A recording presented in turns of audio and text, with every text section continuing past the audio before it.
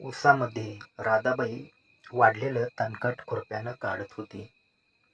सकाळच्या पारी म्हादबा वैरण काढायला आला. राधाबाईला बघून म्हणाला, ए राधे, अगं जरा नीट काढ की तण, किती वाढले बघ खाली. तशी राधाबाई डोळं वटारत म्हणाली, मुडद्या, तुझं लक्ष नुसतं खालच्या तणावर असते वय. पुजाऱ्याची नजर निवदावर. आणि वैर मातबा, कालच्याला संगीताला एवढं जोरात करतात वय, तिला नीट चालता येईना. मुडद्या, आज वावरात नाही आली ती, आणि केलंस ते पण नको तिथं. ती काय करायची जागा आहे वय मुडद्या.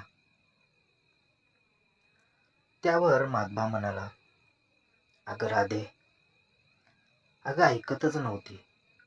म्हणत होती पावसाळा चालू झाले ती, आज न ग. मग माझं सरपण कोणाच्या हुडव्यात घालू. त्यावर राधाबाई म्हणाली, ते ना मग मातबा, संगी म्हणत होती तुझं सरपण लई तगडं आहे म्हणा. मग माझं सरपण साधं सुद्धा नाही, एका झपाट्याने स्वर्ग दाखवतोय मी. मातबा आपलं सरपंच ओळख म्हणाला, मग दाखव की मला पण कसं आहे सरपण तुझ्या वावरातलं. राधाबाई तशी मस्करीनं म्हणाली. त्यावर मातबा म्हणाला, अगं राधे, नुसतं बघून नाही चालणार. तुझं हुडवं देणार असशील तर बोल. त्यावर राधाबाई म्हणाले, तुला कवा नाही म्हटलो आहे मी. एकी उसात इथं उभा राहून काय होणार आहे. विचाराची नाडी सैल करत मातबा उसात गेला. राधाबाईला डोंगराच्या बाजूनी उभं करून मातबानं आपलं सरपण राधाबाईच्या हुडव्यात सारलं. राधाबाईच्या तोंडातून आ शब्द बाहेर पडू लागले. मुडद्या, जरा हळू घाल की, किती दुखतंय. राधाबाई किंचाळत म्हणाली, चांगलंच काटक आहे बघ तुझं सरपण. मातबानं आपल्या कमरेचा पट्टा एकसारखा चालू केला. तशी राधाबाईनं आपल्या पाण्याच्या पाटातून पाणी सोडून मोकळी झाली. आणि मातबानं सोडलेलं पाणी पुसत म्हणाली, हाय रे मातबा, लई जोर आहे बघ तुझ्या सरपणात. एका झपाट्यात पाणी काढलंस. जा आता वैरण काढ आणि जा आता घरला मुडद्या.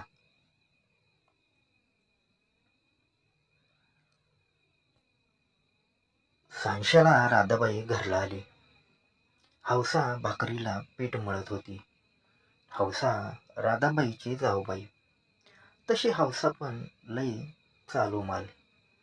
गावातल्या तगड्या पैलवानाबरोबर तिचं झंगाट होतं. नवरा मेल्यापासून तिचं झंगाट चालू होतं. आता तो पैलवान हौसाला सोडून पारीच्या मागं गेला होता. राधाबाई हौसाला म्हणाली, हौसा, ए हौसा, वैच चहाला आधान ठेव. हौसानं चहाला आधान ठेवला. ठेवत म्हणाली, अगं राधे, किती ग वेळ करतीस. रोजच्याला लवकर येतीस, आज एवढा वेळ काय पडली होतीस उसात कोणाबरोबर. हौसा चहाचं भांड आपटत म्हणाली, अगं हौशे, तो मातबा आला होता वावरात. अगं सकाळी करून गेला आणि सांच्याला पण आला. पाक सुजवून गेलाय बघ. लई दुखतो या बघ. लई सरपण निभार हाय बघ त्याचं. आ आ आ करत राधाबाई कंबर कसत म्हणाली,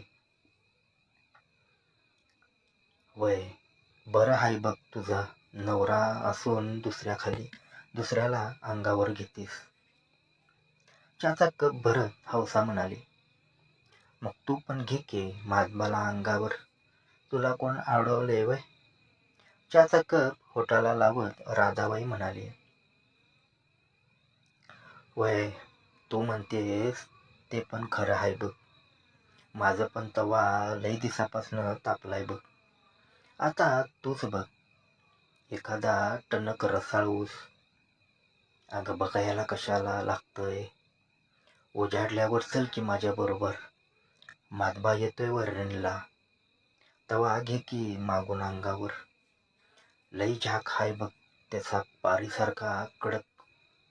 राधाबाई सूप हातात घेत म्हणाली आणि तांदूळ पाकडत बाहेर गेली. जेवण करून राधाबाई आणि हौसा सकाळी वावरात गेल्या. बराच वेळ झाला तरी माधबा काही येईना.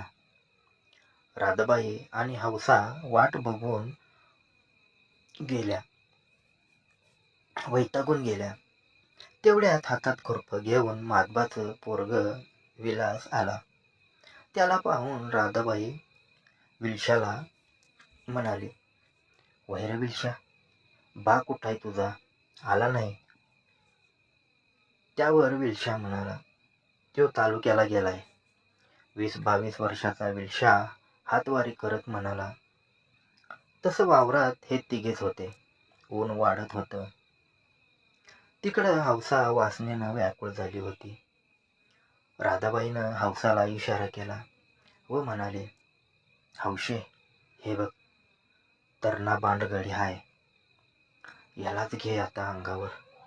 त्यावर हौसा म्हणाले, होय ग, पण याचं सरपण टिक्कल नव्ह माझ्यात. अगं बघूया, त्याला आधी तयार तर करूया. राधाबाई म्हणत राधाबाई विष्ण्याला जवळ गेली आणि म्हणाली, काय रे विलशा, लग्नाचं वय झालं तरी वावरात काय काम असतं तुझं. त्यावर विलशा म्हणाला, आता हाय का, मग काय करू म्हणतीस. हे तर पोरी कुठं मिळण्यात ये लग्नाला. त्यावर राधाबाई म्हणाली, मग रे कसं करतोयस सरपणाचं, काय हातानं काम करतोयस. राधाबाई हसत म्हणाली, कसं तरी करून विलशाला हौशेसाठी तयार करायचं होतं. राधाबाई विलशाला गरम होईल असं बोलू लागले. बा तिकडं बाया करत फिरतोय आणि पोरग इकडं वावरात वैरण काढते. त्यावर विलशा हसत म्हणाला, राधे, उगच सरपण तापवू नग, नाहीतर तुझा तवा तयार ठेव. विलशा तावात येऊन म्हणाला, अरे विलशा, लय तापला असेल तर एक उपाय हाय बघ थंड करायचा.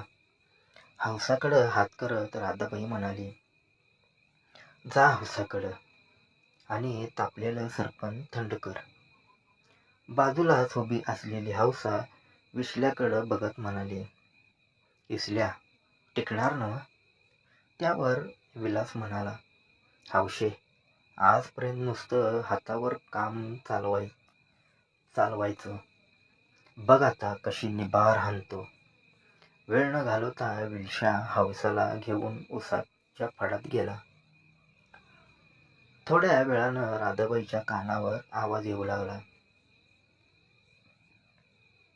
मुडद्या, एवढं लांबडं घोड्याचं पण नसतंय. कुत्र्या, जरा हळू कर की. आह आह. हौसाच्या आवाजानं राधाबाईला समजलं, बापेक्षा पोराचं खोड निबार आहे. तशी राधाबाई पण निबार गरम झाली. आह आह आह, आई ग. हौसा निबार आवाज काढत होती. काही वेळातच हौसा आणि विलशा मोकळे होऊन बाहेर आले. त्यावर राधाबाई म्हणाली, विलशा, जसा हौसाला स्वर्ग दाखवलास तसा मला पण दाखव की. असं म्हणतीस. म्हणून विलशानं राधाबाईला उसात नेऊन आपल्या खोडावर बसवून चांगलंच पाणी झिरपून काढलं. धन्यवाद मित्रांनो. व्हिडिओ आवडला असेल तर लाईक करा, कमेंट करा, सबस्क्राईब करून माझ्या चॅनलला सपोर्ट करा. पुन्हा भेटतो पुढच्या कथेमध्ये. तोपर्यंत धन्यवाद.